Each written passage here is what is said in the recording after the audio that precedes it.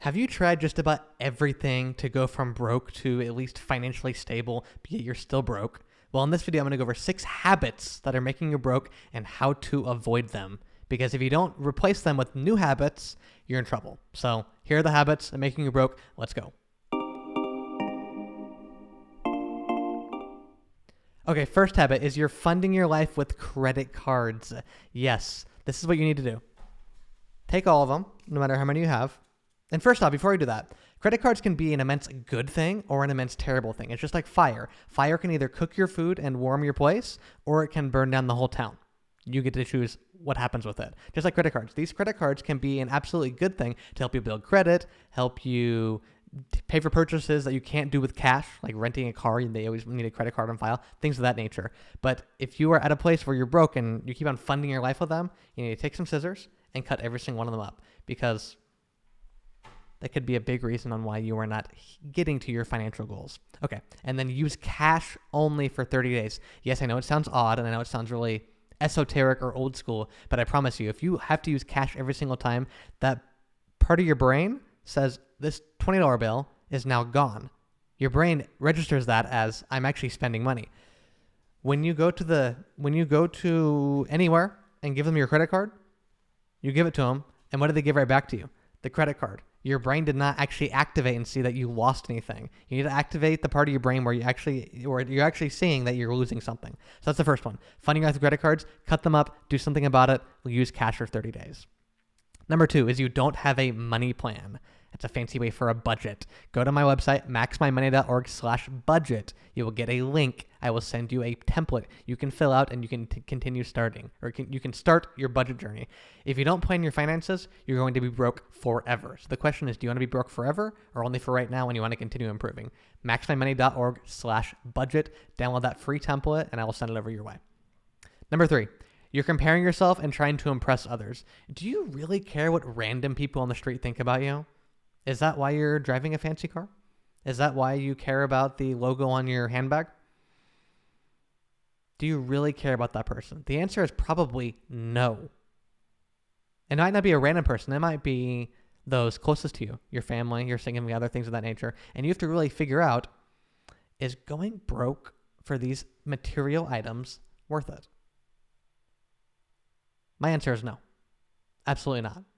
And you can begin, again, if you cut these up, you cut all these up, you will begin making progress towards that. And you have to really figure out that happiness and satisfaction comes from who you are, not what you have. If you are becoming a better person internally, developing personally, I promise you, the handbag, the car, none of that really matters in the grand scheme of things. Think about this.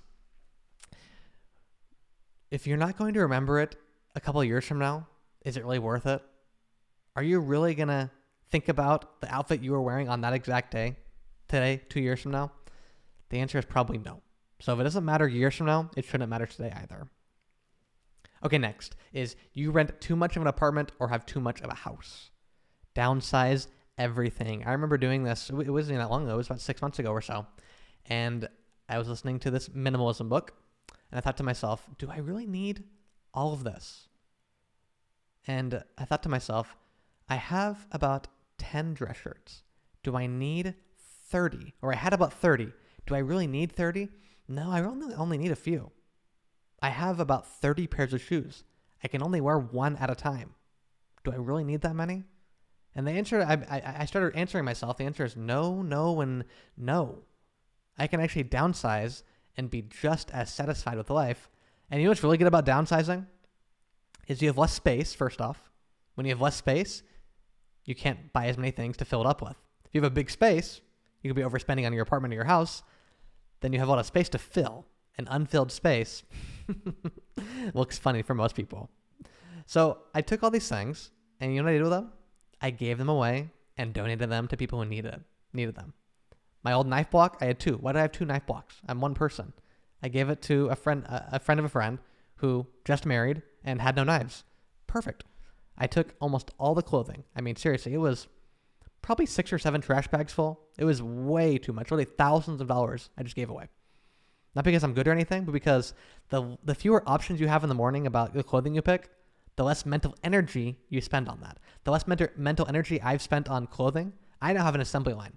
This suit right here was the one that was next in the assembly line. I don't even think about that. I think about important things in my life and the outfits you're wearing, the shoes you're wearing, or whatever it may be. Just downsizing in general will free your mind up so you can focus on the things that really matter. Because I promise you, your clothing outfit and your shoe choice, again, are you going to remember it a couple years from now? If the answer is no, it's really not that important. Very, very important. Downsizing is something I would say has been helped me, first off, become not broke, to actually start putting money into things I care about, and also just making my mind free of clutter. When there's clutter in front of you, there's clutter in your mind. When it's clear in front of you, clear state of mind, you can make good decisions. Be clear-minded. Okay, next is you buy stupid things. This is what I did. I deleted all my shopping apps from the phone, log out of all shopping websites, unsubscribe from all those pesky newsletters that ask you every single day to buy something for 50% off, right? I always ask this: do I need this or do I want this? Because the reality is this: you probably have everything you need and so much excess. Do you really need that one more fill in the blank? I ask myself, do I need this? Do I want this? Do I desire this?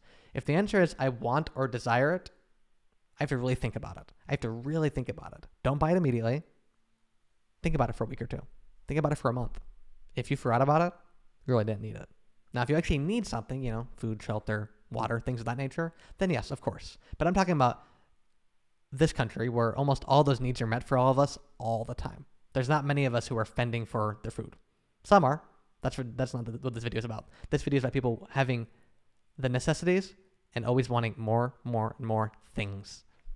Stop buying things. Again, if it's something that you don't use often, and I mean, when I say often, I mean at least weekly or even daily. It's something that you look at and only use once every few months. You don't need it. Stop buying it. There's an addiction of these happy hormones, these happy endorphins that spring off when you open a new package, when you hit submit purchase, when you swipe that credit card, when you have something new. There's something about newness. But you have to start figuring out is that newness worth foregoing your financial goals? Is that newness worth being broke? And I would imagine if you're watching this video, the answer is no. So stop buying stupid things. Okay, and then lastly, you think you deserve things. How entitled can you be? Do you really think you actually deserve things? Do you actually deserve that fill in the blank? The answer is probably no. But one of my favorite four-letter words, and no, it's nothing profane, it's earn. Did you earn that? You have to really ask yourself, did I earn this? If the answer is yes, go for it. If the answer is no, then why do you think you're entitled to it? Why do you think you deserve things? Because the only things you actually deserve are the ones that you've worked for with your hand and your mind. Everything else is a given. Everything else is a plus. Nothing's a given, Nothing is a given. Everything you work for is an absolute earning situation and a plus. So the question is, why are you entitled, and do you actually deserve that? The answer, I'm going to guess, is probably no.